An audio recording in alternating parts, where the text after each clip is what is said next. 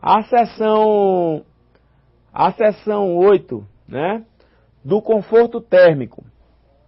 O artigo 176, os locais de trabalho deverão ter ventilação natural compatível com o serviço realizado.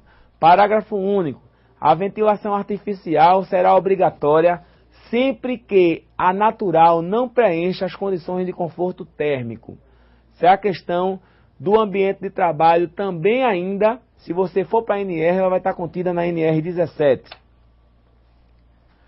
Aí vem a 179 das instalações elétricas. Aí nós vamos traduzir para a NR 10. Tá? Por que, professor, você está comparando essa lei com a NR? Porque uma vai chamar a outra. O artigo 179, o Ministério do Trabalho disporá sobre as condições especiais de segurança relativas a instalações elétricas em qualquer das fases de produção, transmissão, distribuição ou consumo de energia. Esse artigo aí, ele dá ênfase à NR10, que é Segurança e Saúde do Trabalhador em Instalações Elétricas. O artigo 180 também diz respeito à NR10. Somente o profissional qualificado poderá instalar, operar, inspecionar ou reparar instalações elétricas. Hoje eu falo muito em NR10 porque é uma NR que foi reformulada há pouco tempo. Tá? Hoje ela está exigindo um curso para a pessoa que trabalha com a eletricidade. Ela tem que ter um curso especificado, né, na área de NR10. Esse curso, inclusive, tem reciclagens, tá, obrigatórias para poder ela trabalhar com eletricidade. Ah, mas ela já é eletricista há muito tempo. Mas o Ministério pede, quem trabalha com eletricidade tem que ter o curso de NR10. Tá? É norma, está lá na NR10. Da movimentação, armazenagem e material e manuseio de cargas, tá, e materiais. O artigo 182, as disposições relativas ao transporte de materiais aplicam-se também no que couber ao transporte de pessoas nos locais de trabalho. Isso diz muito respeito também à parte de ergonomia. Alguém sabe, fazer uma pergunta aqui, tá certo? Fazer uma pergunta rapidinha, para ver se alguém sabe me responder. Alguém sabe qual o peso máximo que um trabalhador pode carregar? Essa questão de quanto um ser humano pode carregar, isso vai variar muito das condições. Mas as normas, ela aponta até 60 quilos, né?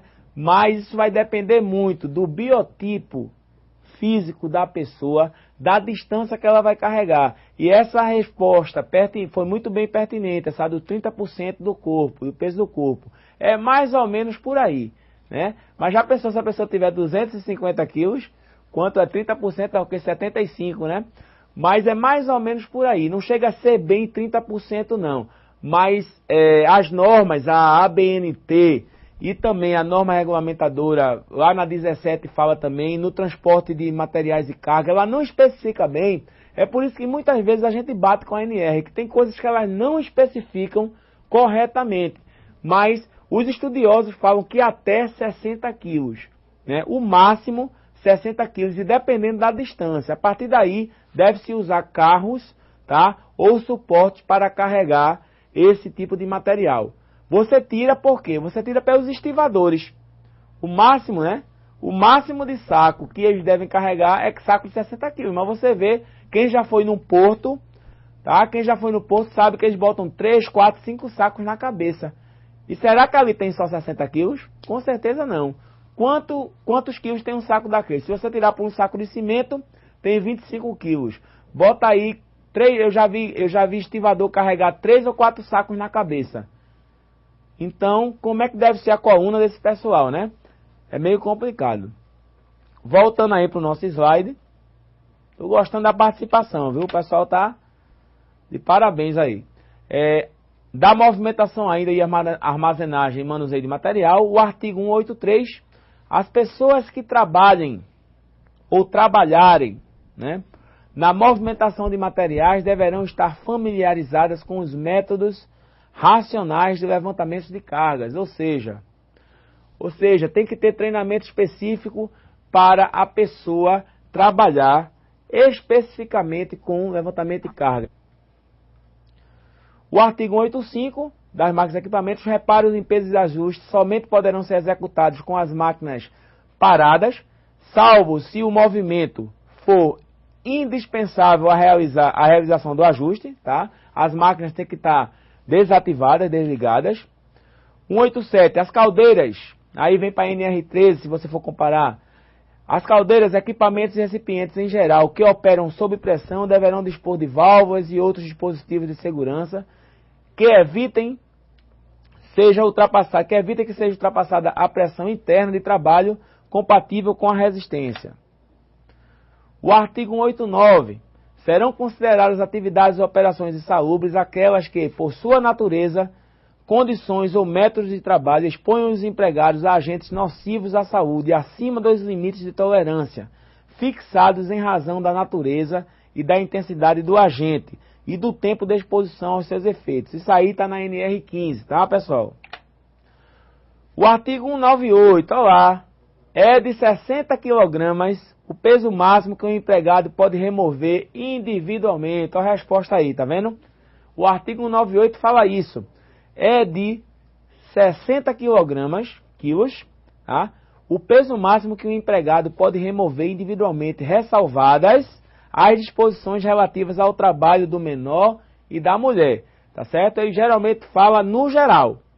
Então, cada caso é um caso, certo? Mas a norma diz até 60 quilos.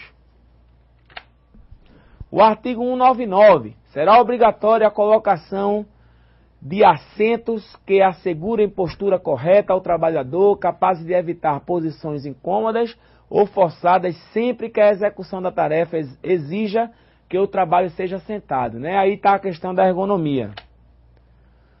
Parágrafo único. Quando o trabalho deva ser executado em pé, os empregados terão à sua disposição assentos para serem utilizados nas pausas que o serviço permitir. Tá? Aí mostra aí o pessoal pegando o peso, existe a técnica correta, tá? De pegar o peso. Tem um certo, aqui que você tem que pegar o peso com a coluna ereta, e tem o errado, tá certo? Então, a orientação manda, fecha um pouquinho aqui em mim, Billy. A orientação manda, geralmente você coloca um pé na frente e vai descendo com a coluna reta. Mas você diz, mas professor, e o tempo de execução? Aí fica a questão, né, da saúde do trabalhador e a questão da produtividade, né? Então, cabe muito a quem vai executar o serviço. Nós temos que ensinar o correto. Vamos voltar lá para o slide. O artigo 200 das outras medidas especiais de proteção, cabe ao Ministério do Trabalho estabelecer disposições complementares às normas de que trata este capítulo, tendo em vista as peculiaridades de cada atividade ou setor de trabalho. Então, o Ministério do Trabalho é responsável por manter toda essa questão que diz respeito à segurança e saúde do trabalhador. E aí você tem a NR, tá? A norma regulamentadora. Deixa eu botar aqui, aumentar para você ter acesso. A NR1 trata de disposições gerais. NR2 trata de inspeção prévia. NR3, embargo ou interdição. NR4, serviço especializado em engenharia de segurança e medicina do trabalho, que é o SESMIT. NR5, Comissão Interna de Prevenção de Acidentes, que é a CIPA. NR6, os equipamentos de proteção individual, o EPI. NR7, Programa de Controle Médico de Saúde Ocupacional, tá? Que diz respeito diretamente à saúde ocupacional. Nós vamos trabalhar exclusivamente ela. NR8, Edificações. NR9, Programa de Prevenção de Riscos Ambientais, PPRA. NR10, Instalações de Serviços em Eletricidade. NR11, Transporte, Movimentação e Armazenamentos de Materiais. NR12, Máquinas e Equipamentos. NR13, Caldeiras e Vasos sob pressão. NR14, Fornos. NR15, Atividades e Operações insalubres, a insalubridade, né? NR16, Atividades e Operações perigosas. 17. Ergonomia. 18. Condições de meio ambiente de trabalho na construção civil. NR19. Explosivos. 20. Líquidos combustíveis inflamáveis.